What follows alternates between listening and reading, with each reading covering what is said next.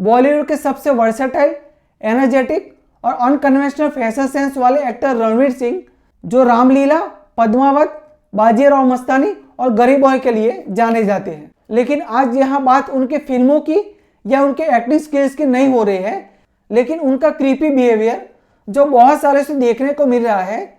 लेकिन for some reason ये बात इतनी नोटिस में नहीं आई। अपने स्कूल टाइम में मैं अपने पॉकेट में कॉन्डम कैरी करता था और सबको ये करना चाहिए, और मैं 16 साल की उम्र में मैंने अपनी वर्जिनिटी खोई थी। इस बात को मीडिया के सामने बहुत ही प्राउडली बताते हैं ये जनाब। और रणवीर दीपिका का बॉन्डिंग भी कुछ लोगों की समझ से बाहर है, जहां रणवीर दीपिका को मीडिया के सामने खुद से सुपीरियर बताने की कोशिश करते रहते हैं। हालांकि दीपिका को इस बात से कोई फर्क नहीं पड़ता। आजकल किसी भी कलाकार को मीडिया, सोशल मीडिया या लोगों के बीच पॉजिटिव और नेगेटिव वे में प्रेजेंट करने का काम सो कॉल्ड पीआर एजेंसी करती है। रणवीर सिंह के केस में उनकी पीआर टीम उनकी इमेज को एक जेंटलमैन बनाने में सक्सेसफुल रही है, लेकिन शायद वो ऐसे है नहीं। साल 2011 का रणवीर सिंह और अनुष्का शर्मा का एक इंटरव्यू, जिसमें रणवीर सिंह कुछ ऐसा बोल गए थे कि Anushka Sharma on camera uncomfortable हो गई थी। Hey, you want your ass pinched? I'm right here. उनके फेस एक्सप्रेशन ये क्लियर बताते हैं कि यह बात उनको पसंद नहीं आई। रणवीर का ये क्रीपी बिहेवियर लगभग सभी कोस्टार्स के लिए रहता है। परिणीति चोपड़ा ने अपने एक इंटरव्यू में बताया था कि कैसे रणवीर सिंह विदाउट पैंट किसी के भी पास जाके बैठ जाते थे।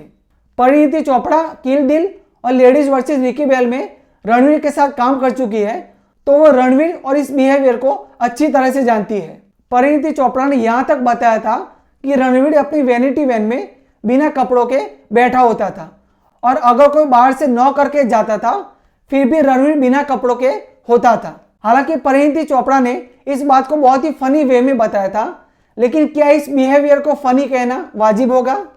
आप किसी को अनकंफर्टेबल फील करवाते हो और इस बात का आपको कोई गिल्ट नहीं है। ये जो भी किस्से बताए गए हैं वो रणवीर की पहली या दूसरी फिल्म के हैं। लोगों को आज भी लगता है कि रणवीर एक आउटसाइडर है, लेकिन ऐसा नहीं है। उसकी फैमिली के बॉलीवुड से बहुत अच्छे कनेक्शन हैं। उनकी ग्रैंड मदर हिंदी फिल्मों में काम कर चुके हैं और वो सोनम कपूर के कजिन हैं। रणवीर कपूर की मदर और अनिल कपूर की वाइफ सुनीता कपूर दोनों कजिन सिस्टर है। तो हम ये कह सकते हैं कि रणवीर बहुत बड़े बैकअप के साथ बॉलीवुड में आए हैं। अपने करियर की पहली फिल्म, वो भी यशराज बैनर के साथ मिलना, ये कोई छोटी बात नहीं है। यहाँ आज भी लोग मरे जा रहे हैं यशराज बैनर जैसी फिल्मों में काम करने के लिए, और यहाँ रणवीर को अपनी पहली फिल्म यशराज की मिल जाती है।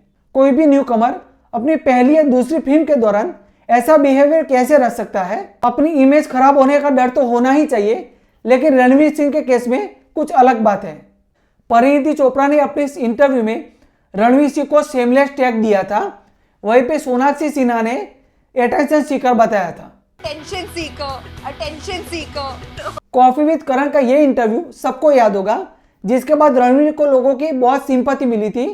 वहीं पे दीपिका को बहुत बैकलैश मिला था।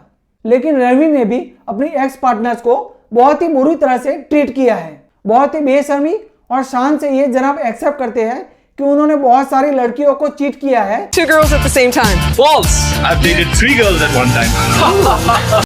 और ये सब बोलने में ये प्राउड फील करते हैं।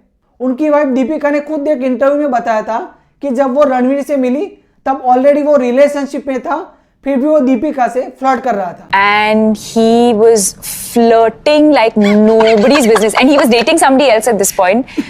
And I was just smiling. यहाँ पे एक बात समझने वाली है कि रणवीर और उनकी पीआर टीम अच्छी तरह से जानती है कि ऑन कैमरा बेचारा कैसे बना जाता है। रणवीर सिंह को अपॉर्चुनिस्टिक कहना भी गलत नहीं होगा।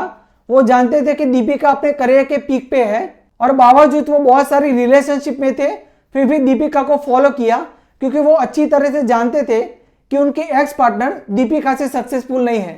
वो कहते हैं ना, one line to impress a girl, ये सेंटेंस रणवीर सिंह के लिए परफेक्ट है। वो अपनी सभी रिलेशनशिप में एक ही डायलॉग चेप देते थे। He opens the doors are heavy, you know, it's Yes, opulent. yes. So this huge door opens, and of course, because it's such a big door, this wind flies in my face. And right in front of me is Anushka Sharma.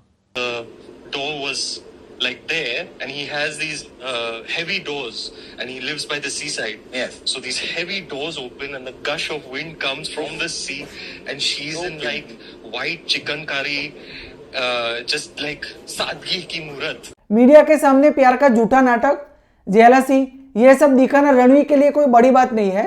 हालांकि रणवीर ने ये खुद accept किया है कि वो अपने partner के लिए कभी भी जेलस नहीं होते। रणवीर सिंह की नेगेटिव इमेज को पॉजिटिव कैसे बनाना, और अगर उनकी कोई फिल्म फ्लॉप होती है और कहीं पे उनकी फिल्म का नेगेटिव रिव्यू छपता है तो उसे पॉजिटिव कैसे बनाना उनकी पीआर टीम अच्छी तरह से जानती है। AIB का ये एपिसोड आप सभी ने देखा होगा, जिसमें रणवीर सिंह, अर्जुन कपूर और करण जौहर, जिन्होंने बेशर्मी की सारी हदें पार कर दी थी और एक दूसरे को रोस्ट कर रहे थे। और हैरत की बात यह है कि ऑडियंस में बहुत सारी एक्ट्रेसेस बैठी थी जो सभी जोक्स पे मुंह फाड़ के हंस रही थी। आपको ये समझना होगा कि आप बहुत बड़े स्टार हैं, आप अच्छे अच्छे लोगों के साथ काम कर चुके हैं, लोग आपको पसंद करते हैं और आपको फॉलो करते हैं। आज इंडियाज गॉट टैलेंट को जितना बैकलैश मिल रहा है उतना ही बैकलैश उस टाइम AIB को भी मिलना ही चाहिए था। लेकिन आज भी लोग इन सब बातों को बहुत नॉर्मल वे में लेते हैं। इसी की वजह से रणवीर सिंह जैसे लोगों का करियर आज भी बॉलीवुड में टिका हुआ है, और वो भी साफ इमेज के साथ। इस वीडियो के बारे में अगर आपके कुछ सुझाव है तो कमेंट में लिख सकते हैं। तो इस वीडियो में इतना ही। आप देखते रहिए बॉलीवुड अनकही।